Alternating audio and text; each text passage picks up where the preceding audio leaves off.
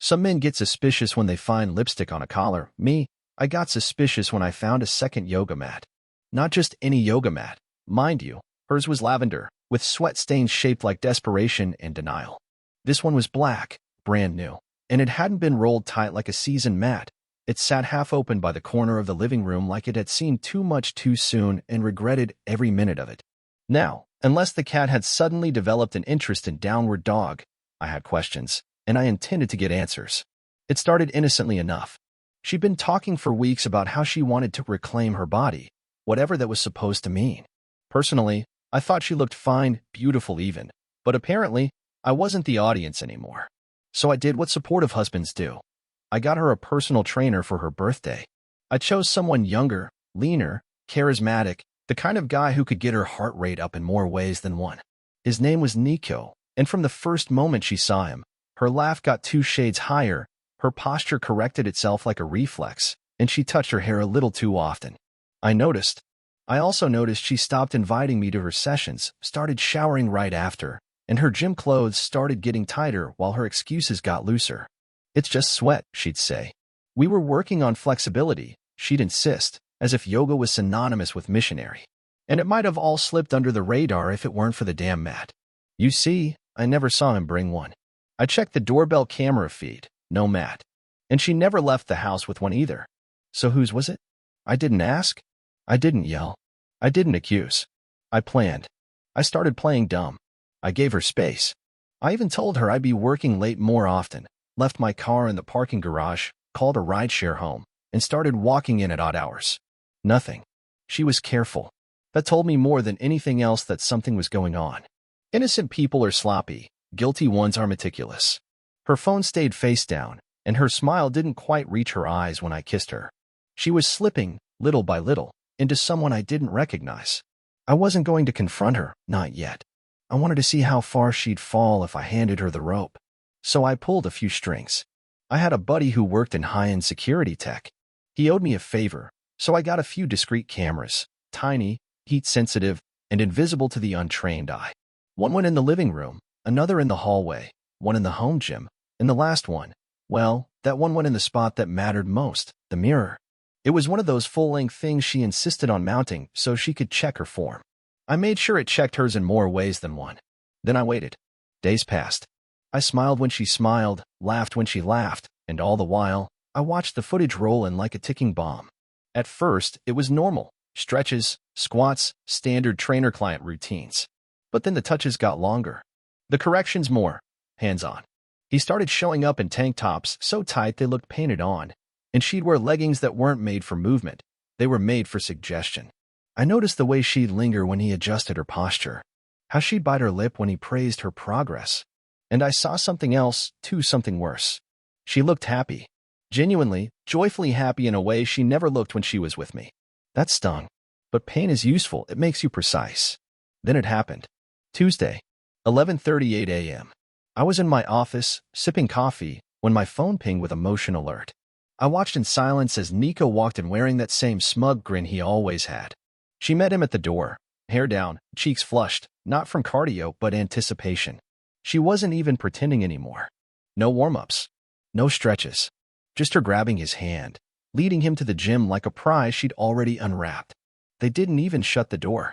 I watched them through the mirrored lens as she climbed onto that black yoga mat, the same one I'd found days ago, and lay back like it was a damn stage. That wasn't a workout. That was a betrayal performance, and she was the star.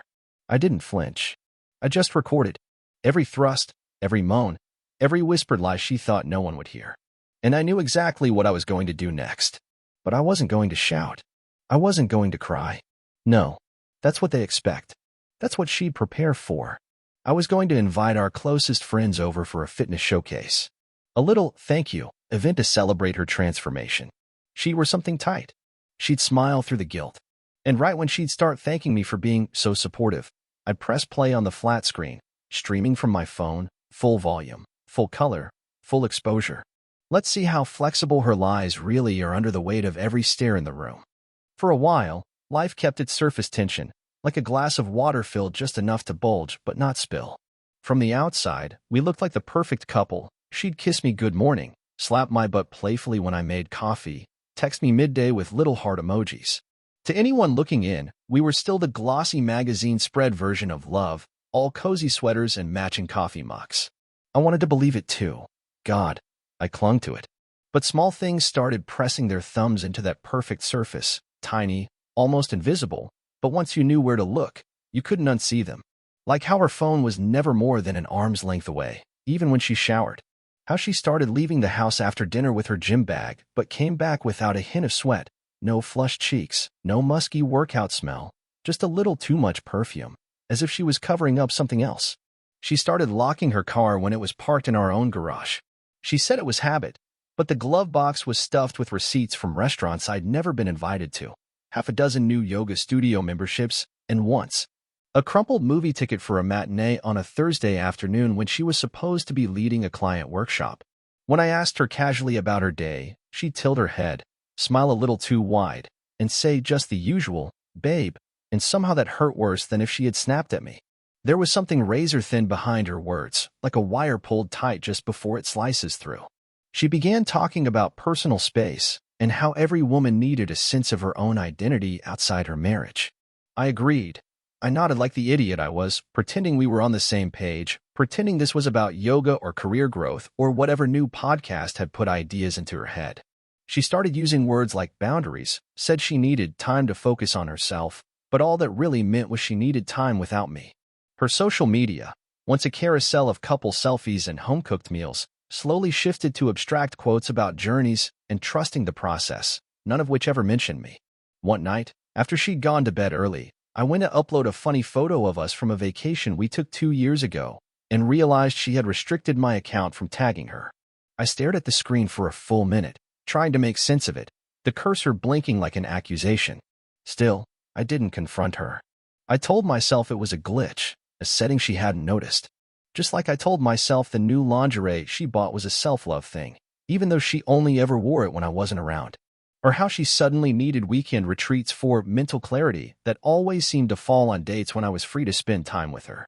I filled the empty spaces with hope, because that's what you do when you're trying not to drown. You start patching holes even when you know the boat's already sinking. I would catch her smiling at her phone, that kind of raw, secret smile she used to save for me, and my stomach would knot itself into a fist.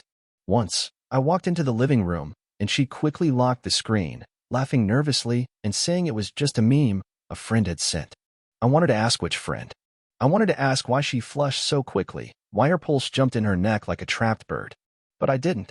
Instead, I kissed her forehead and told her I loved her, even as the words tasted like blood. I still wanted to believe that this was just a phase, a momentary detour. Love, I thought, could survive a little distance, a few missed calls, a couple of lies. It had to, because if it couldn't, then what the hell had I been fighting for all these years? So I stayed silent, collected the fragments, pieced them into a story that hurt less, at least for now. I didn't want to see what was right in front of me. Not yet. Not until I had enough rope for her to hang herself with. It happened on a Saturday, the kind of stupidly bright morning that almost mocks you with how normal everything feels, like life had wrapped its fists in velvet just to hit me harder. She was in the kitchen, humming some pop song off-key, wearing one of my old t-shirts like she still belonged in my life. I was sitting on the couch pretending to scroll through emails when her iPad, left unlocked on the coffee table, blinked with a notification. It was small, almost easy to ignore, a calendar reminder, a meeting she had scheduled weeks ago, only it wasn't at the art gallery she told me about. It wasn't even in the same part of town. It was an address I didn't recognize, out by the industrial district, the kind of place you rent by the hour if you don't want to be seen. My hand didn't even tremble as I picked up the tablet and, with 2 taps, opened her location history. There it was, like a death certificate stamped in real time. She had been going there every Tuesday and Friday for the last month. Not once, not by mistake. A pattern. A life she built parallel to ours, careful and deliberate, trusting that I'd be too blind, too in love, too tired to notice. And she was right, for a time. The final blow came when I opened the Notes app she must have forgotten to close. Inside was a draft of a letter, a long, rambling mess of self-justification, how she never meant to fall out of love, how Nico makes me feel alive in ways you never could, how she wish things could be different, but I have to honor my truth. Not even a proper goodbye. Just a pathetic eulogy for something she'd already killed. I read every word without blinking, The way you read an instruction manual before burning the machine down. Across the room, she laughed at something on her phone, the sound sharp and tinny, grating against the walls of my skull. I watched her through the reflection in the TV screen, the same way you might watch a spider spinning a web in your favorite shoe.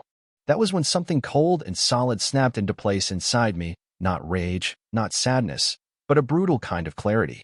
There was no fixing this. No conversation, no tears, no second chances. She wasn't mine anymore. She hadn't been for a long time. She just hadn't bothered to tell me yet. I didn't throw the tablet. I didn't scream.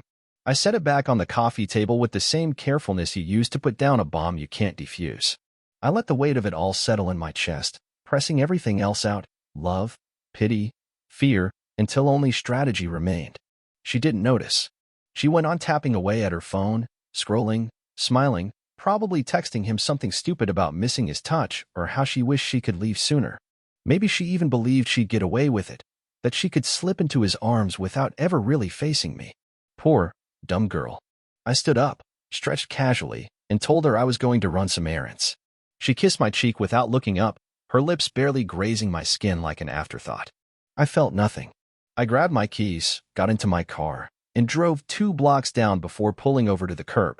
I sat there, the engine idling, and began planning the funeral of our marriage. No police. No screaming matches. No second chances. Only consequences, quiet, thorough, and absolute. She thought she was clever, hiding behind talk of boundaries and growth. She had no idea what real coldness looked like. But she would. Soon. I would show her exactly what it felt like to be erased, to be treated like nothing more than an unfortunate event I once survived. I would destroy her carefully curated fantasy of a better life with the kind of precision that comes only from heartbreak sharpened into a weapon. And the best part? She wouldn't even see it coming. Not until it was far, far too late.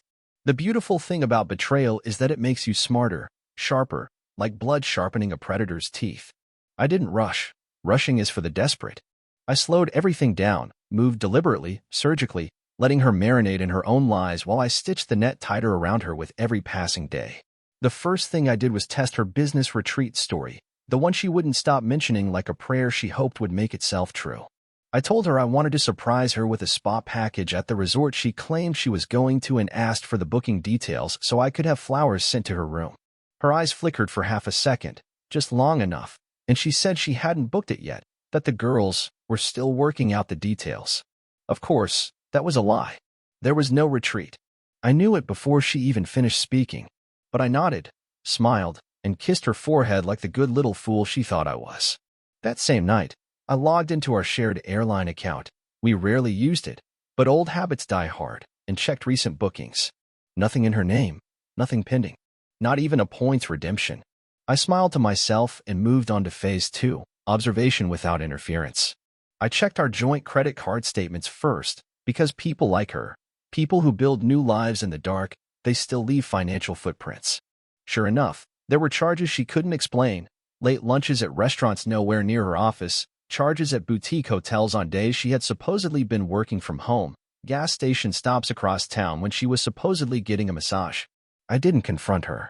I didn't even change my behavior. Instead, I set my own traps. I offered to drop her off at yoga one afternoon. You work so hard, babe, let me make your day easier, I said, and when she squirmed and insisted she could drive herself, my certainty hardened into something almost gleeful. I installed a small GPS tracker under her passenger seat the next morning, nothing fancy, nothing that would show up on a quick glance. Then I waited. That Friday, she told me she had a late client session and wouldn't be home until after 10. I smiled, kissed her goodbye, and watched on my phone as she drove 15 miles in the opposite direction of her studio, parked for 2 hours outside a bland, forgettable condo complex. Then drove back smelling faintly of cologne she tried to cover with an extra spritz of perfume. Still, I said nothing. Instead, I dug deeper. I created a fake Instagram account, something a lonely ex-high school classmate might have profile picture of a dog, 2 posts, no suspicious followers, and sent her a message about how good she looked lately, how it was nice to see someone aging like fine wine. It took her 3 hours to respond, short enough to feign disinterest, long enough to show she had thought about it. She said thank you, dropped a winking emoji, and immediately blocked the account. Paranoia? Maybe. Guilt? Definitely. And still, she thought she was in control. I baited her again 2 days later. Told her my office was hosting a spouse-invited charity gala. She looked genuinely panicked, stumbled through an excuse about not feeling well, about not wanting to be around crowds right now, about needing space. I nodded understandingly and canceled our non-existent reservation with a smile. The more she twisted herself into knots to protect her fantasy, the more information she gave me for free. I even started leaving hints around the house, a second toothbrush that wasn't hers placed conspicuously in the bathroom drawer, a receipt from a jewelry store tucked into my coat pocket, but she didn't bite. She was too wrapped up in her own deception to notice anything outside of it. I became a shadow in my own home, cataloging every glance, every phone call taken in another room, every fake smile stretched too tight over brittle nerves. I even started setting verbal tripwires, asking casual questions about her day, and noting the way her answers evolved over time, catching the inconsistencies stacking up like a crooked tower. She mentioned seeing a friend who was supposedly out of town. She talked about a restaurant she claimed to have visited, not knowing it had burned down 2 months ago. Every lie, every slip-up, another nail in the coffin she was building with her own hands. And still, I played the part. Still the loving husband. Still the supportive partner. Because revenge, real revenge, isn't about confrontation. It's about patience. About letting them think they've won. About leading them by the hand right up to the edge of the cliff, and then stepping back to watch them fall. She didn't know it yet, but every breath she took inside our house was already poisoned with her own guilt. Every smile she faked was stitching her deeper into the trap. And when it finally came time to pull the trigger, when her perfect little fantasy collapsed in on itself like a dying star, I would be standing there, calm and cold, holding the mirror up to her face so she could see exactly what she had become. I chose the gala because it was public, sophisticated, the kind of place where appearances meant everything and lies had nowhere to hide, a chessboard where she wouldn't realize she was already cornered until it was far too late.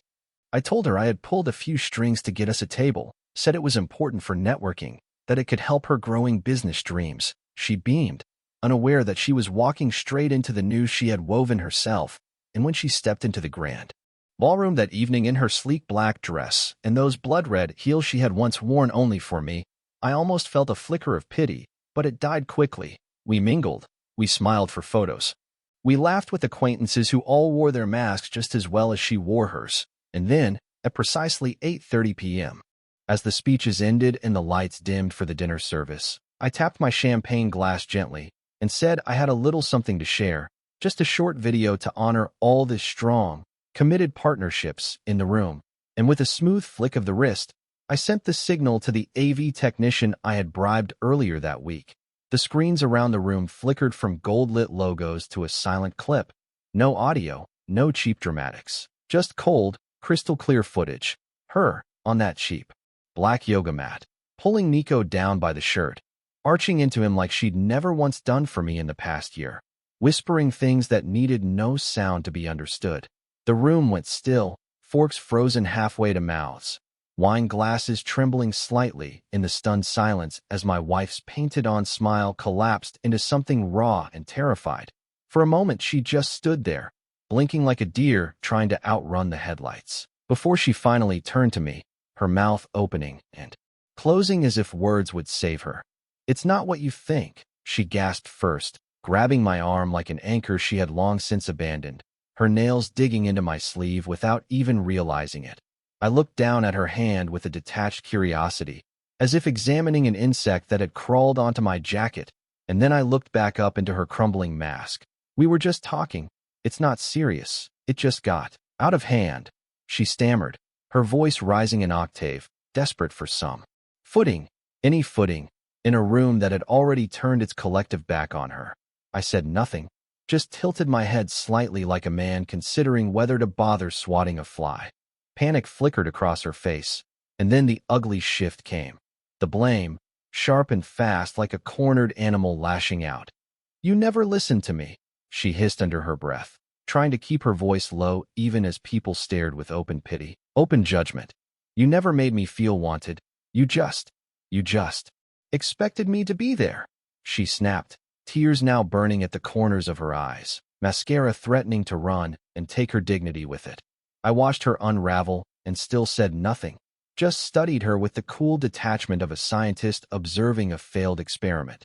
Then came the mocking confidence, the last pathetic shield she had left, puffing herself up with a brittle laugh that cracked halfway through. "You think you're so perfect?" she sneered, voice trembling. "You think you're going to find someone better than me? Good luck. You're a boring, predictable man who wouldn't know passion if it burned him alive." And for a moment, her face twisted with a cruel satisfaction, convinced she had scored some kind of petty, hollow victory. I let the silence stretch between us until it hummed like a live wire, until she squirmed and shifted, and finally her expression shifted again, this time to fear, real fear, the kind that roots deep in the stomach and makes the hands cold, the kind that realizes too late that the house is already burning. Still without raising my voice, I leaned in just close enough that she could hear me over the roar of her own heartbeat and said, "You buried yourself the first time you called him baby instead of me. Everything since then was just a funeral procession." And her knees buckled slightly under the weight of it, her hand reaching for the back of a chair like it might save her from drowning. Around us, conversations cautiously resumed, people whispering behind glasses of wine, pretending not to see, pretending not to judge, and still I didn't move. Didn't let her escape the suffocating spotlight of her own choices. The tension between us sat heavy in the glittering air, her breath hitching, her lipstick smudged at the corner of her mouth like a battle wound. And still I stood there, silent, the executioner waiting for the final bell to toll, while she clung to whatever scraps of dignity she hadn't yet trampled beneath her own feet. She came at me like a wounded animal, vicious and flailing, her voice a jagged thing tearing through the air, accusing, blaming, spitting venom because she knew there was nothing else left in her arsenal. "You smothered me," she screamed, stepping closer as if proximity could make her words land harder, her hands clenched into trembling fists. "You made me feel trapped, like I was dying every single day I spent with you." I didn't move, didn't blink, just watched her with the calm, detached gaze of a man who had already buried the version of her that once mattered, and when she realized her fury wasn't making a dent, she switched tactics with whiplash speed. Her face crumbling into a parody of sorrow, tears slipping down her cheeks as she gasped, "I made a mistake, okay? One mistake, and you're ready to throw everything away." The desperation in her voice might have cut once, might have torn me apart not so long ago, but now it slid off me like water off polished stone. "You were boring," she snapped next, the words sharp and gleeful in their cruelty, hoping to provoke, to bait, to pull some kind of emotion from me, because even rage would mean she still had a hook in my flesh. But I stayed silent, watching her unravel herself. "You think you're so perfect?" she spat, stepping back and folding her arms like a petulant child. "You think any woman could actually be happy with a man like you? Predictable, weak, small." I let the insult hang there for a moment, savoring the raw, naked fear behind it, then finally spoke, my voice low and surgical. "And yet here you are, screaming in a room full of people because the small man you're too good for is the only one who ever stayed." And I watched her flinch like I'd struck her with an open hand. She shook her head violently, biting her lip to keep from sobbing, before launching into another tirade. Faster now, less coherent. "You don't understand what it's like to feel invisible, to feel dead inside. You wouldn't even touch me for months." I raised an eyebrow slightly, nothing more, before replying evenly, "Dead things rot themselves, they don't need help." And her face contorted with a mixture of rage and shame so pure it was almost beautiful to witness. She turned into the crowd, as if searching for some kind of ally, some sympathetic face, but no one met her eyes, the silence around us deep and judgmental, a courtroom without walls where she stood accused by nothing more than her own reflection. "This wouldn't have happened if you were a real man," she hissed, trying to slice the air between us with one final dagger, her voice trembling, desperate to wound me. But I leaned in just slightly, enough that only she could hear, and whispered, "No. It wouldn't have happened if you were a real woman." And that broke something in her. I saw it, the final snapping of whatever self-delusion she had been clinging to. She staggered back, hands shaking, mouth opening and closing around words that wouldn't form because she knew, finally, irreversibly, that there was no way back, no forgiveness waiting, no apology deep enough to crawl her out of the grave she dug with her own hands. She tried one last pitiful gambit, her voice small now, trembling. "We can fix this. We can start over. I can be better." I just smiled, slow and cruel and cold, the kind of smile you give to something you've already decided to walk away from, and said, "I don't fix broken things that wanted to break. and her knees buckled slightly under the weight of it. The fight draining out of her like blood from a slashed artery. Still she stood there, swaying slightly, hoping maybe, somehow, if she stayed still enough, if she begged just right, if she bled enough tears onto the floor, I might reach out and catch her. But I stayed rooted where I was, hands calmly at my sides, my face a mask of polite, bored indifference. The power had shifted entirely, she knew it. And the terror of realizing she had no hold over me anymore was etched into every line of her face. Her voice, once sharp enough to cut glass, was now just a broken whisper begging a ghost for mercy. But I wasn't listening anymore. Not really. Not to her words, or her tears, or her apologies. I was listening to the silence, the final death rattle of everything she had destroyed, and savoring it, letting it fill me up with a cold, perfect satisfaction that no apology or lie could ever take away again.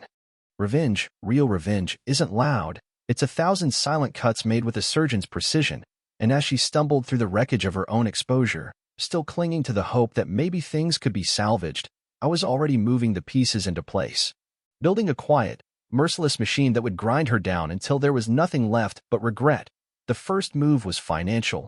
Joint accounts were severed before she even realized she'd need them, access revoked with a few keystrokes, my direct deposit rerouted to a separate bank she didn't even know existed, and when she tried to use our card later that week for whatever vapid retail therapy she thought would numb the guilt, it declined with cold finality. Meanwhile, I reclaimed the car that technically, legally, was always in my name, driving it home while she was still at whatever rented bed she thought passed for a sanctuary, leaving her with nothing but the unreliable wreck she had once insisted we keep as a backup vehicle. Utilities were next. The house was mine long before she slithered into my life, so I transferred all accounts under my name and shut down her access to every bill, every service, every point of contact she might use to play the victim.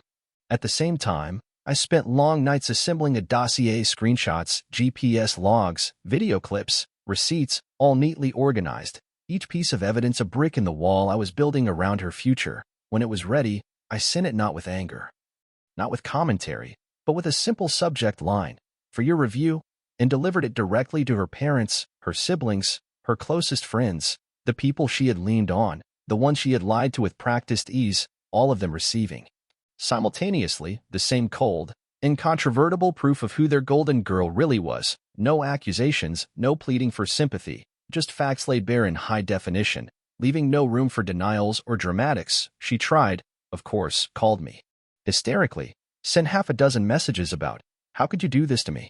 But I didn't answer, didn't even let the phone ring more than once before sending her straight to voicemail purgatory. Meanwhile, the legal phase was already in motion, a quiet consultation with a divorce lawyer who specialized in high-asset separations.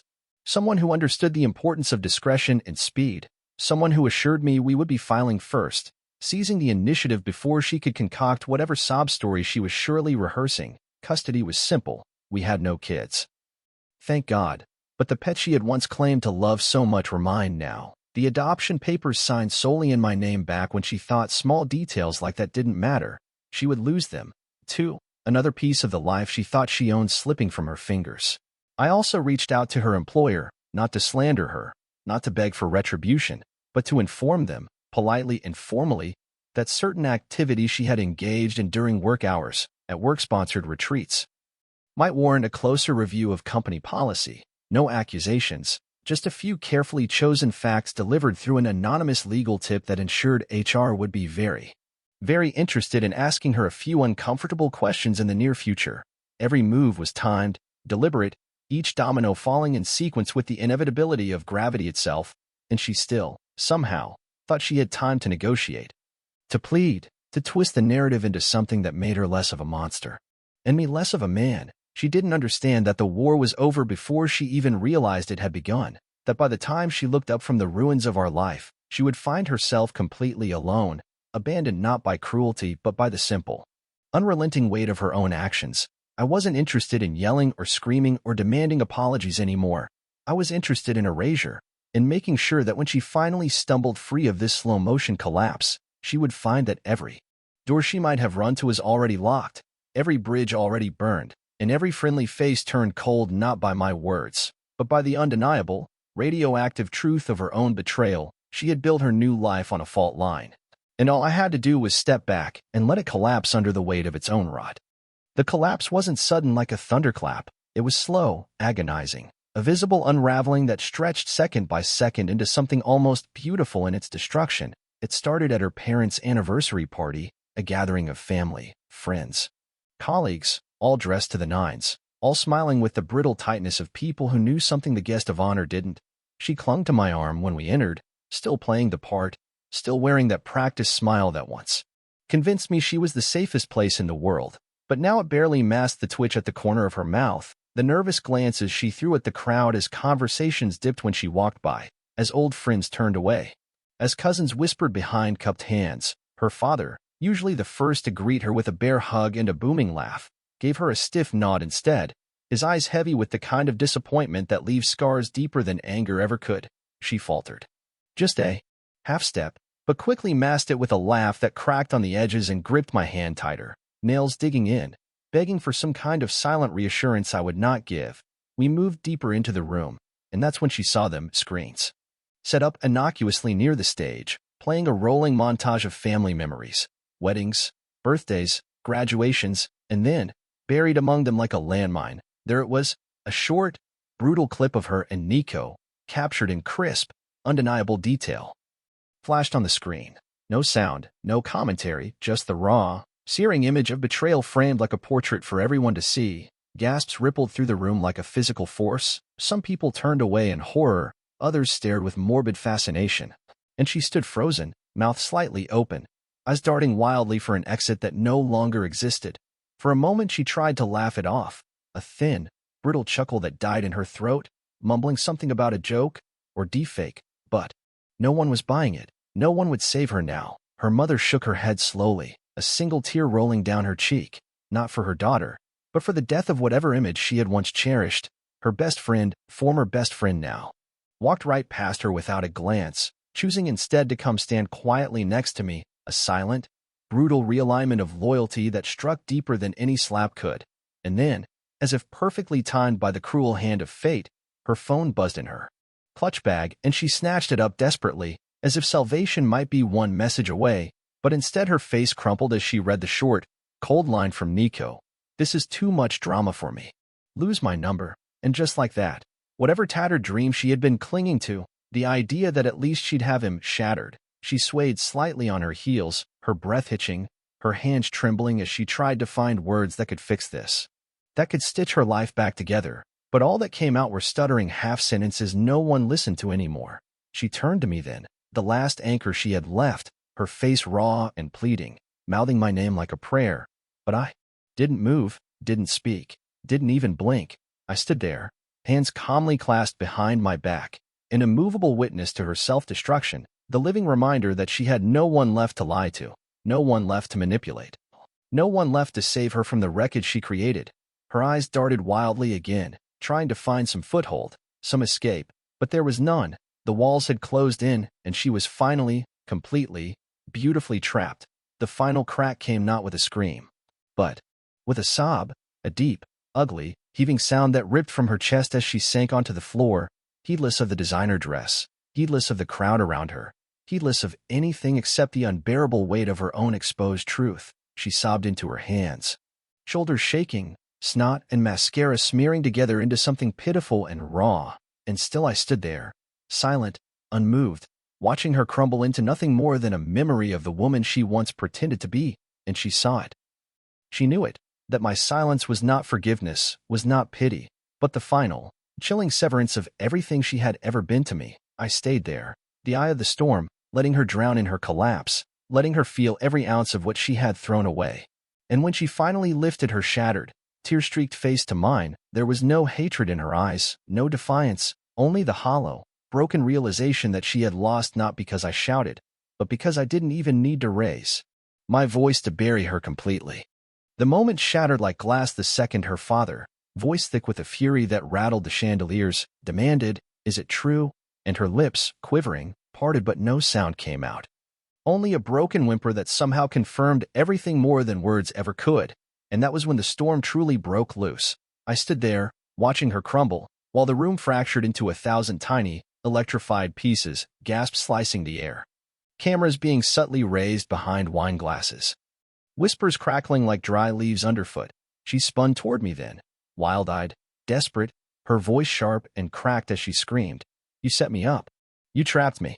You wanted me to fail, and I just tilted my head, the ghost of a smile curling at my lips as I said, loud enough for every ear to catch, no, you were failing long before I lifted a finger. You just finally ran out of places to hide. Her mother sobbed into a handkerchief nearby. Her best friend stared at her like she had never seen her before, and still she clawed forward, shrieking, You never loved me. You treated me like a possession, like some trophy to show off. And the crowd rippled uneasily, unsure if this was accusation or confession, but I took a step closer, closing the space between us.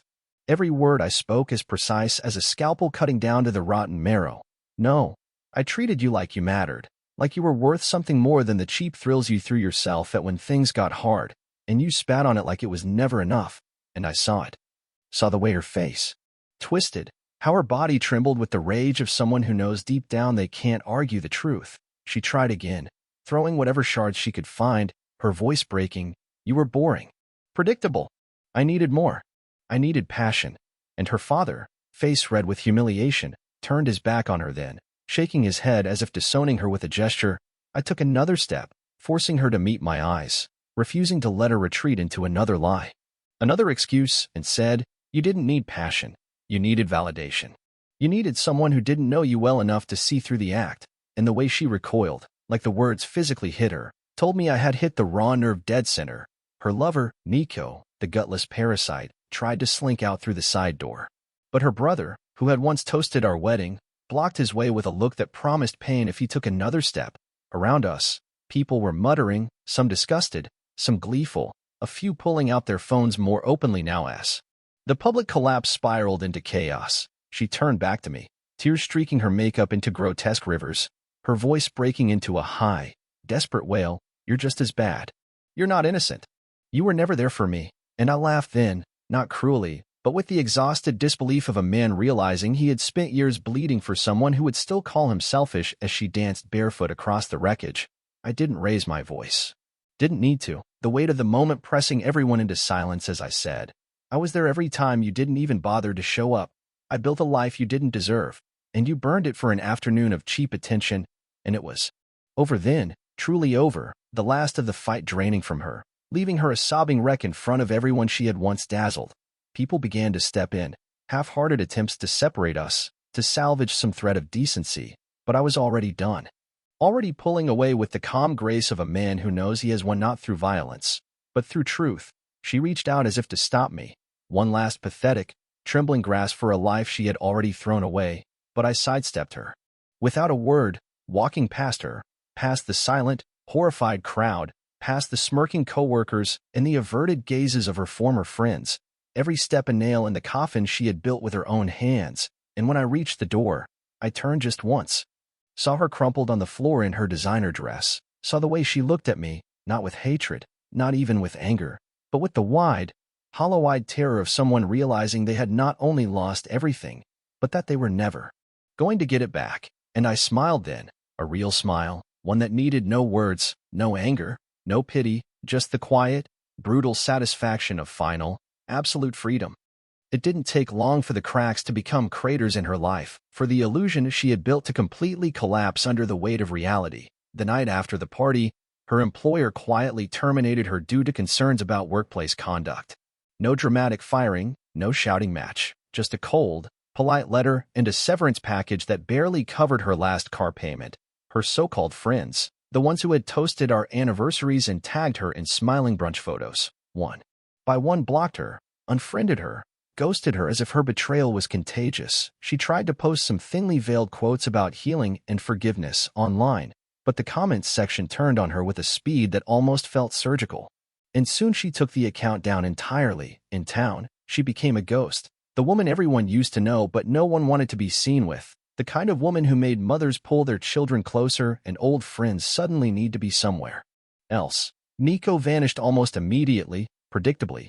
Not a call, not a text, not even a goodbye. The second the glamour wore off and the consequences became real, he was gone, leaving her clutching at air, looking more lost than ever. Her parents, humiliated beyond belief, distanced themselves too, not publicly, but in the quiet way that leaves no doubt. You could see it in the stiff way her father would look past her at the grocery store, and how her mother hesitated before answering her calls. If she answered at all, I heard through the small-town whisper network that she had moved 3 towns over, renting a cheap one-bedroom apartment near a strip mall, working as a cashier in a chain store where nobody knew her history and nobody cared. Anonymity being the last pitiful refuge for someone who once believed she would set the world on fire. The first message from her came 2 weeks later, late at night, the kind of hour when regret festers into desperation, a simple, pathetic text that read, "I still love you. I'm so sorry. Please can we talk?" I stared at it for a long moment, letting the sheer emptiness of it soak in, before deleting it without reply. She didn't stop there. 2 days later, she showed up at my house unannounced, standing on the front step in the rain, soaked through, shivering, mascara running down her face, looking nothing like the woman who had once preened in front of mirrors and flirted with men who weren't her husband. She knocked, pleaded, sobbed through the door, telling me she was lost, that she had made a mistake, that she would do anything to fix it, but I didn't open it, didn't offer her so much as a word or a glance through the peephole. Some things are better buried than entertained. Still, she left a letter wedged under the door, pages of tear-stained apologies, promises, desperate memories of better times, but the words felt like reading the obituary of a stranger, someone I might have pitied once, long before they gutted everything good we had built together. The final message she sent me came a week later, a last, trembling effort to stitch her soul back together through a screen. "You were the best thing that ever happened to me. Please, please don't hate me." And for a moment, a small, fleeting flicker of sadness touched me, not for her, but for the version of myself who once would have cared. I typed out my reply slowly, deliberately. The final nail in the coffin she had dragged behind her for months. Strange. "I don't even remember your name anymore." And with one tap, I sent it, ending the chapter she had thought she would always control. Her number was blocked, her presence erased, the last tie between us cut so cleanly it barely left a scar. Now, when I walk through town and people smile at me, when old friends slap my back and say things like "better off without her," I just nod and move on, lighter than I have felt in years, a man who survived the storm without ever raising his voice, without ever striking a blow, simply by standing still while the hurricane of her own making tore her apart. And that's the end of my story. For those of you who stuck around until the bitter finish, thank you for listening, really. Now tell me, where are you from? And did you enjoy watching justice unfold as much as I did?